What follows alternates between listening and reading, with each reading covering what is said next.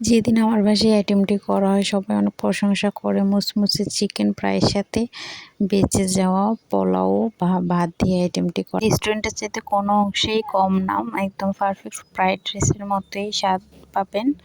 তো চলুন শেয়ার করি। এখানে আমি 3-4টা পেঁয়াজ কিউব করে কেটে তেলে দিয়ে দিব, একটু বাদামি কালার হলে দিয়ে দেবো 1 চামচ লবণ। একটু ভেজে নেওয়ার পরে দিয়ে দিব টমেটো। লবণটা একটু আপনারা বুঝে শুনে দিবেন, কারণ সয়া সস দেওয়া হবে এখানে। তো টমেটো দেওয়া হয়ে গেলে আমি 2টা ডিম ভেঙে দিব। এটার পাশে আমি ডিমটা ঝুরা করব।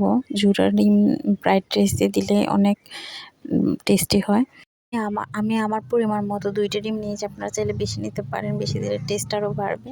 তো আমি 2টা ডিম এখানে জুড়া করে নেব। জুড়া করে নেওয়ার পর আমি আগে থেকেই মুরগির মাংস ছোট ছোট পিস করে তেলের মধ্যে হলুদ মরিচ মেখে একটু লালচে কালার ফ্রাই করে নেব, ব্রাউন কালার করে নেব আর কি। তো এটাও এখানে দিয়ে দিব। এটার ভিডিও আমি নিই কারণ এটা সবাই পারবে।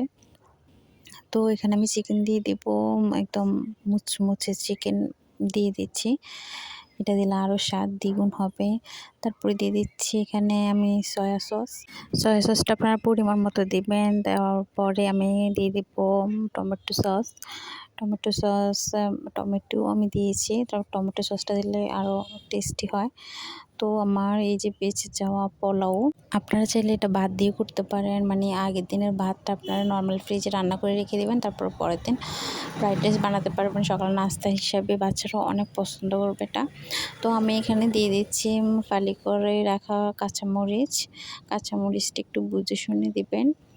তারপরে আর এখানে দিয়ে দিব আমি 1 চামচ টেস্টি সল্ট, এটা ভিডিও স্কিপ হয়ে গেছে।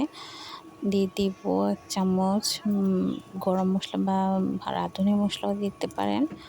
তো বা ফ্রাইড রাইসের একটা মশলা পাওয়া যায়, ওইটাও দিতে পারেন, স্বাদ আরও দ্বিগুণ হবে। এটা কতটা ঝরঝরে বা পারফেক্ট হয়েছে আপনার ভিডিও দেখে বুঝতে পারছেন। আর একবার ট্রাই করে দেখবেন, অনেক আমি খেতে, বাচ্চারাও খুব পছন্দ করবে। আপনি বুঝতেই পারবেন না যে এটা মানে বেঁচে যাওয়া পোলাও দিয়ে করা। সবাই ভাববে এটা আপনি এখন বানিয়েছেন, এখন তৈরি করেছেন। তো রেস্টুরেন্টের চাইতে আমাদের বাসায় খাওয়া দাওয়া অনেক মানসম্মত। সবাই রেসিপিটি কেমন লাগছে জানাবেন। আজকে এই পর্যন্ত না, আল্লাহ হাফেজ।